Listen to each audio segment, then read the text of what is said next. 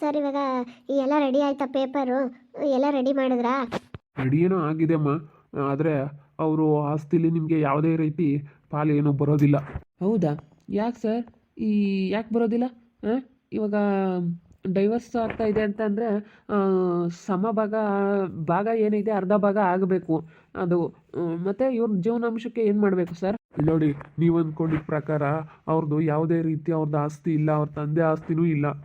ಇಲ್ಲ ಸರ್, ಐತೆ ಸರ್. ಎಷ್ಟು ದೊಡ್ಡ ಮನೆ, ಎಷ್ಟು ಎಕರೆ, ಅದೆಷ್ಟೋ ಎಕರೆ ಜಮೀನಿದೆ, ಅಡಿಕೆ ತೋಟ ಎಲ್ಲ ಇದೆ ಸರ್. ಇದೇನಿದು ನೀವು ಸಡನ್ನಾಗಿ ಈ ರೀತಿ ಹೇಳ್ತಾ ಇದ್ದೀರಾ? ನೀವು ಏನು ಹೇಳ್ತಾ ಇದ್ದೀರಾ ಅಂತಲೇ ಗೊತ್ತಾಗ್ತಿಲ್ಲ.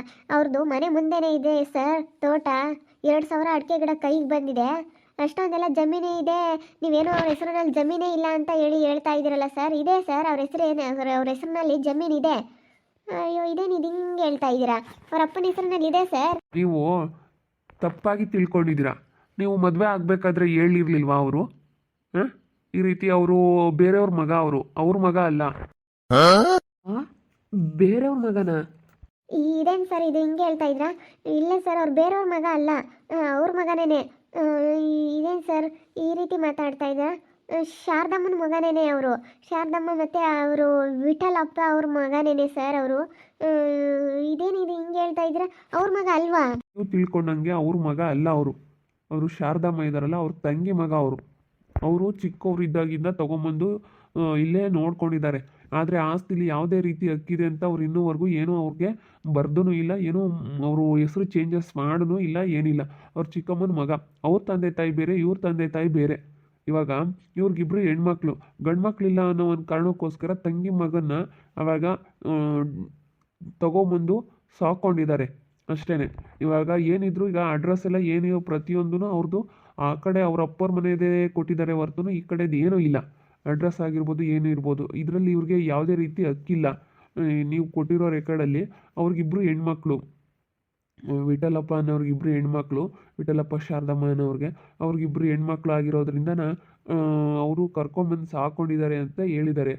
ಅವ್ರಿಗೆ ಇದರಲ್ಲಿ ಅಧಿಕಾರ ಇದೆ, ಇವ್ರಿಗೆ ಯಾವುದೇ ರೀತಿ ಅಧಿಕಾರ ಇಲ್ಲ. ಯಾಕಂದರೆ ಇವರು ಕರ್ಕೊಂಬಂದ್ಮೇಲೆ ಇವರು ತಂದೆ ತಾಯಿಯಾಗಿ ಇವರು ಹೆಸರು ಕೊಡೋದಾಗಲಿ, ಹಾಗೆ ಅಕ್ಕ ಅದೆಲ್ಲ ಸೇರಿಸೋದಾಗಲಿ, ವಂಶವೃಕ್ಷ ತಗ್ಗಿಸ್ದಾಗಲಿ ವಂಶವೃಕ್ಷದಲ್ಲಿ ಇವ್ರ ಹೆಸರು ಬರ್ತಾ ಇಲ್ಲ. ವಂಶವೃಕ್ಷದಲ್ಲಿ ಇವ್ರ ಹೆಸರು ಬರಬೇಕಂತಂದರೆ ಇವರು ಅವರ ಹೆಸರು ಎಲ್ಲನ ಬರ್ಸಿರ್ಬೇಕು. ಅವ್ರ ತಂದೆ ತಾಯಿ ಎಲ್ಲನ ಅಡ್ರೆಸ್ಸಲ್ಲಿ, ಆಧಾರಲ್ಲಿ ಎಲ್ಲ ಪ್ರತಿಯೊಂದರಲ್ಲಿ ಇವರು ಅಡ್ರೆಸ್ ಇರಬೇಕು ಅದರಲ್ಲಿ. ಆದರೆ ಅದೇನೂ ಇಲ್ಲ ಆ ಥರ ಎಲ್ಲನ. ಇವಾಗ ನಾವು ಎಲ್ಲ ವಿಚಾರಿಸಿವಿ, ಇವ್ರ ಹೆಸರಿನಲ್ಲಿ ಯಾವುದೇ ರೀತಿ ಆಸ್ತಿ ಇಲ್ಲ. ಕೆಲಸ ಒಂದಿದೆ ಅಷ್ಟೇ, ಅದು ಪ್ರೈವೇಟ್ ಕೆಲಸ ಆಗಿರೋದ್ರಿಂದ ಏನಷ್ಟು ಅವ್ರಿಗೆ ನಿಮಗೆ ಕೇಳೋ ಅಂಥ ಅಧಿಕಾರ ಇರೋದಿಲ್ಲ. ಏನೋ ಅವರು ಏನಾದರೂ ಮನಸ್ಸು ಮಾಡಿ ನಿಮ್ಮ ಜೀವನಾಂಶಕ್ಕೆ ಅಂತೇಳಿ ದುಡ್ಡು ಅಮೌಂಟ್ ಅನ್ನೋದು ಕೊಟ್ಟರೆ ಇಸ್ಕೋಬೋದು. ಯಾಕಂದರೆ ಅವ್ರು ಕೆಲ್ಸಕ್ಕೆ ಹೋಗ್ತಾರೆ, ಕಷ್ಟಪಟ್ಟು ಪ್ರೈವೇಟಲ್ಲಿ ಮಾಡ್ತಾ ಇದ್ದಾರೆ. ಅದನ್ನು ನಾವೆಲ್ಲ ವಿಚಾರಣೆ ಮಾಡೋದಕ್ಕೆ ಆಗೋದಿಲ್ಲ. ಇಷ್ಟು ಹೇಳೋದಕ್ಕೆ ಇಷ್ಟಪಡ್ತೀನಿ. ನೀವೇನೋ ತಿಳ್ಕೊಂಡಲೇ ನೀವು ಹೇಗೆ ಮದುವೆ ಆದ್ರಿ ದುಡ್ಡುಬಿಟ್ಟು? ಆಸ್ತಿ ಇದೆ ಅಂತ ಹೇಳಿದ ಮಾತ್ರಕ್ಕೆ ಮದುವೆ ಆದ್ರಿ. ಆದರೆ ಅವ್ರ ಮಗ ಅಲ್ಲ. ವಂಶವೃಕ್ಷದಲ್ಲಿ ಅವ್ರ ಹೆಸರು ಬರ್ತಾ ಇಲ್ಲ. ವಂಶವೃಕ್ಷದಲ್ಲಿ ಅವ್ರ ಹೆಸರು ಬಂದರೆ ಮಾತ್ರ ಅವ್ರಿಗೆ ಆ ಆಸ್ತಿಲಿ ಅಧಿಕಾರ ಇದೆ. ಆದರೆ ಅವ್ರದ್ದು ಬರ್ತಾ ಇಲ್ಲ. ಇಬ್ಬರು ಹೆಣ್ಮಕ್ಳದ್ದು ಇವ್ರದ್ದು ಬರ್ತಾ ಇದೆ. ಅದಕ್ಕೋಸ್ಕರ ಅವ್ರ ಮಗ ಅಲ್ಲ ಅವರು. ಹೌದಾ ಸರ್? ನೀವು ಹೇಳ್ತಾ ಇರೋದು ನಿಜನಾ? ಅವ್ರ ಮಗನ ಅವರು? ಅಯ್ಯೋ, ಈ ಎಂಥ ಕೆಲಸ ಆಯಿತು ಅಲ್ಲ ಇವಾಗ. ಅಯ್ಯೋ ನೋಡಿ ಜೀವಿತ, ನೀನು ಏನೂ ತಿಳ್ಕೊಂಡೇ ಇಲ್ಲ. ನೋಡಿ ಇವಾಗ ಆಸ್ತಿ ಸಿಗುತ್ತೆ ಅಂತ ಒಂದಿಷ್ಟು ನಂಬಿಕೆ ಮೇಲೆ ಇದ್ದೆ ನೀನು. ಆಸ್ತಿ ಸಿಗುತ್ತೆ ಬಿಡು, ಹೆಂಗೋ ಮಾರ್ಕೋಬೋದು ಅಂತೇಳಿ ಏನೋ ಒಂಥರ ಯೋಚನೆ ಮಾಡ್ತಿದ್ದೆ. ಆದರೆ ನೋಡು ಇವಾಗ ಹೆಂಗಾಯ್ತು ಅಂತೇಳಿ. ಅಲ್ಲ ನೀನು ಏನು ತಿಳ್ಕೊಂಡಿದ್ಯಾ ನೀನು? ಅಯ್ಯೋ ದೇವ್ರೆ, ಹೋಗು. ನನಗೆ ಗೊತ್ತಿಲ್ಲ ಅಣ್ಣ. ಇವತ್ತೇ ನನಗೆ ಈ ವಿಷಯ ಕೇಳ್ಬಿಟ್ಟು ಒಂಥರ ಮೈ ಕೈಯೆಲ್ಲ ತಣ್ಣಗಾದಂಗೆ ಆಗ್ತಾ ಇದೆ. ಯಪ್ಪ, ಇವತ್ತೇ ನನಗೆ ಗೊತ್ತಾಗ್ತಾ ಇರೋದು ಈ ವಿಷಯನ. ನಾನು ಇವರು ಲಾಯರ್ ಹತ್ರ ಮಾತಾಡ್ತಾ ಇರಬೇಕಾದ್ರೆ ಗೊತ್ತಾಗ್ತಾ ಇರೋದು. ಇವ್ರು ಹೆಂಗೆ, ಇವರು ಏನು ಸರಿಯಾಗಿ ಹೇಳ್ತಾ ಇದ್ದಾರೋ ಇಲ್ವೋ. ಅವ್ರಿಗೆ ಫೋನ್ ಮಾಡಿಬಿಟ್ಟು ವಿಚಾರಿಸ್ದೆ. ಇಲ್ಲ ಸರ್, ನನಗೆ ಯಾವುದೇ ಈ ರೀತಿ ಅಧಿಕಾರ ಇಲ್ಲ. ನಮ್ಮ ದೊಡ್ಡಮ್ಮ ಅವರು ಕರ್ಕೊಂಡು ಬಂದು ನನ್ನ ಸಾಕೊಂಡಿರೋದು. ದೊಡ್ಡಮ್ಮ, ನಾನು ಚಿಕ್ಕವರಿದ್ದಂಗಿದ್ದ ಇಲ್ಲೇ ಇದ್ದೀನಿ, ಇವ್ರು ನನ್ನ ನೋಡ್ಕೊಂಡಿದ್ದಾರೆ. ಆದರೆ ಯಾವುದೇ ರೀತಿ ಆಸ್ತಿಲಿ ಭಾಗ ಆಗಿರ್ಬೋದು, ಆಸ್ತಿಲಿ ಇವ್ನಿಗೆ ಭಾಗ ಇದೆ ಅಂತೇಳಿ ಅವ್ರು ಯಾವತ್ತೂ ನನಗೆ ಯಾವುದಕ್ಕೂ ಸೇರಿಸ್ಕೊಂಡಿಲ್ಲ. ಯಾವುದೇ ರೀತಿ ಹಕ್ಕಿಲ್ಲ ಸರ್ ಇದರಲ್ಲಿ. ನಮ್ಮ ಅಪ್ಪರದ್ದೇನಿದೆ, ಅದು ಮನೆ ಇದೆ ಸ್ವಲ್ಪ. ಮನೆಯಲ್ಲಿ ಅವರು ಅಣ್ಣ ತಮ್ಮಂದರು, ನಮ್ಮ ಅಪ್ಪವ್ರು 3 ಜನ. ಅದರಲ್ಲೆಲ್ಲ ಅಣ್ಣ ತಮ್ಮಂದ್ರದ್ದು ಇನ್ನೂ ಡಿವೈಡ್ ಆಗಿಲ್ಲ, ಎಲ್ಲ ಜಂಟಿ ಖಾತೆಯಲ್ಲಿದೆ ಸರ್ ಅಂತ ಹೇಳಿದ್ದಾರೆ. ಅವರು ಹೆಸರಿನಲ್ಲಿ ಅವ್ರ ತಂದೆ ಆಸ್ತಿಲಿ ಇವ್ರಿಗೆ ಯಾವುದೇ ರೀತಿ ಇವಾಗ ಹೊಲ ಜಮೀನಾಗಿರ್ಬೋದು, ಸೈಟ್ಗಳು, ಮನೆ ಅಷ್ಟೊಂದು ಯಾವುದೂ ಇಲ್ಲ. ಒಂದೇ ಒಂದು ಮನೆ ಮಾತ್ರ ಇದೆ, ಅದು ಜಂಟಿ ಇದೆ. ಜಂಟಿ ಇರೋದ್ರಿಂದ ನಿಮಗೆ ಅದರಲ್ಲಿ ಹಕ್ಕಿಲ್ಲ. ಯಾಕಂದರೆ ಅಣ್ಣ ತಮ್ಮಂದ್ರು 3 ಜನ ಇನ್ನೂ ಪಾಲು ಮಾಡ್ಕೊಂಡಿಲ್ವಲ್ಲ. ಚಿಕ್ಕದಾಗಿದೆ ಒಂದು ಮನೆ. ಚಿಕ್ಕದಾಗಿರೋ ಮನೆಯಲ್ಲಿ ಯಾವುದೇ ರೀತಿ ಅಧಿಕಾರ ಏನೂ ಇಲ್ಲ. ಅಯ್ಯೋ ದೇವ್ರೆ, ಹೋಗತ್ಲಾಗೆ ಎಂಥ ಕೆಲಸ ಆಯಿತು. ನೋಡು ಜೀವಿತಾ, ಏನೆಲ್ಲ ಆಸೆ ಇಟ್ಕೊಂಡಿದ್ದೆ ನೀನು. ಆಸೆ ಇಟ್ಕೊಂಡಿದ್ನಪ್ಪ, ಇಲ್ಲ ಅಂತಲ್ಲ. ಆಸೆ ತುಂಬ ಆಸೆ ಇಟ್ಕೊಂಡಿದ್ದೆ ಬಿಡು. ಬಿಟ್ರು ಆಸ್ತಿ ಆದರೂ ಸಿಗುತ್ತೆ. 1-2 ಎಕರೆ 3 ಎಕರೆ ಜಮೀನಾದರೂ ಸಿಕ್ಕಿದ್ರು ಇವತ್ತೆಷ್ಟು ಕೋಟ್ಯಾಂತರ ರೂಪಾಯಿ ಗಟ್ಟಲೆ ದುಡ್ಡು ಅಂತೇಳಿ ಯೋಚನೆ ಮಾಡಿದ್ದೆ. ಕೋಟ್ಯಾಂತರ ರೂಪಾಯಿ ಗಟ್ಟಲೆ ದುಡ್ಡಲ್ಲ, ನಾನು ಏನಾದರೂ ಒಂದು ಮಾಡ್ಬೋದಲ್ಲ, ದುಡ್ಡು ಸಿಗುತ್ತಲ್ಲ, ಹೊಲ ಎಲ್ಲ ಜಮೀನೆಲ್ಲ ಮಾರಿರೋದು ಅಂತ ನಾನು ತುಂಬ ಆಸೆ ಇಟ್ಕೊಂಡಿದ್ದೆ. ಆದರೆ ಇದು ನೋಡಿದ್ರೆ ಹಿಂಗಾಯ್ತಲ್ಲ. ಸ್ವಲ್ಪ ತಿಳ್ಕೊಂಡು ನೀವು ಇದನ್ನೆಲ್ಲನ ತಿಳ್ಕೊಬೇಕಾಗಿತ್ತು. ತಿಳ್ಕೊಂಡಲ್ಲೇ ನೀವು ಹೆಂಗೆ ಮದುವೆ ಆದ್ರಿ? ಅಲ್ಲ ನೋಡಿ, ಎಂಥ ಕೆಲಸ ಮಾಡ್ಕೊಂಡ್ರಿ. ನೀವು ಒಂಥರ ಅಂದ್ಕೊಂಡಿದ್ರ, ಅವ್ರೊಂಥರ. ಇವಾಗ ಬನ್ನಿ ಒಳಗಡೆ, ಇವಾಗ ಅಲ್ಲಿ ಏನೋ ಮಾತಾಡ್ತಾರೆ, ಅಲ್ಲಿ ಅದ್ರ ಮೇಲೆ ಡಿಸೈಡ್ ಆಗುತ್ತೆ. ಬನ್ನಿ, ಅದೇನು ನಿಮಗೆ ಜೀವನಕ್ಕೆ ಅಂತೇಳಿ ಏನೋ ಕೊಡ್ತಾರೆ, ನೋಡೋಣ. ಸರಿ ಸರ್, ಆಯಿತು. ಏನು ಮಾಡೋಕ್ಕಾಗುತ್ತೆ, ಡೈವರ್ಸ್ ಆದರೂ ಆಗಲಿ ಬಿಡಿ ಸರ್. ಸರಿ ಆಯ್ತು ಬಿಡಿ ಸರ್, ಆದರೂ ಆಗಲಿ. ಸರಿ ಆಯಿತು. ನೀವು ಮುಂಚೆನೇ ಯೋಚನೆ ಮಾಡಬೇಕಾಗಿತ್ತು ನೋಡಿ. ಈಗ ಗೊತ್ತಾದ್ಮೇಲೆ ಈಗ ಪಶ್ಚಾತ್ತಾಪ ಪಟ್ಟರೆ ಏನೂ ಆಗೋದಿಲ್ಲ.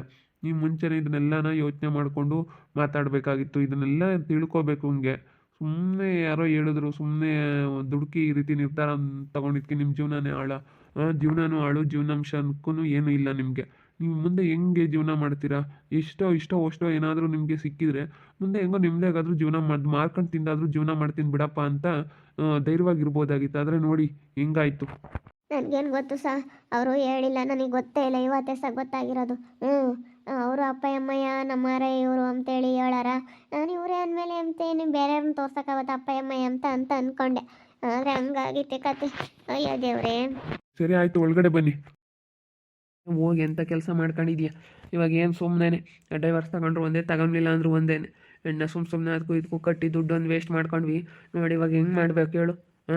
ಆಸ್ತಿ ಆದರೂ ಸಿಗುತ್ತೆ ಅಂತ ಅಂದ್ಕೊಂಡಿದ್ವಿ, ಆದರೆ ಆಸ್ತಿನೂ ಇಲ್ಲ, ಎಂಥದ್ದು ಇಲ್ಲ. ಏನು ಮಾಡ್ಬೇಕು ಹೇಳು ನೀನೇ ಇವಾಗ? ಆಸ್ತಿ ಇಲ್ಲ, ಏನಿಲ್ಲ. ಏನು ಮಾಡ್ಬೇಕಂತ ಹೇಳಿ. ಇವಾಗ ಏನೂ ಸಿಕ್ಕಿಲ್ಲ ನಮಗೆ, ಏನೂ ಇಲ್ಲ. ಏನು ಸಿಗಲ್ಲಪ್ಪ, ಏನು ಮಾಡೋದು?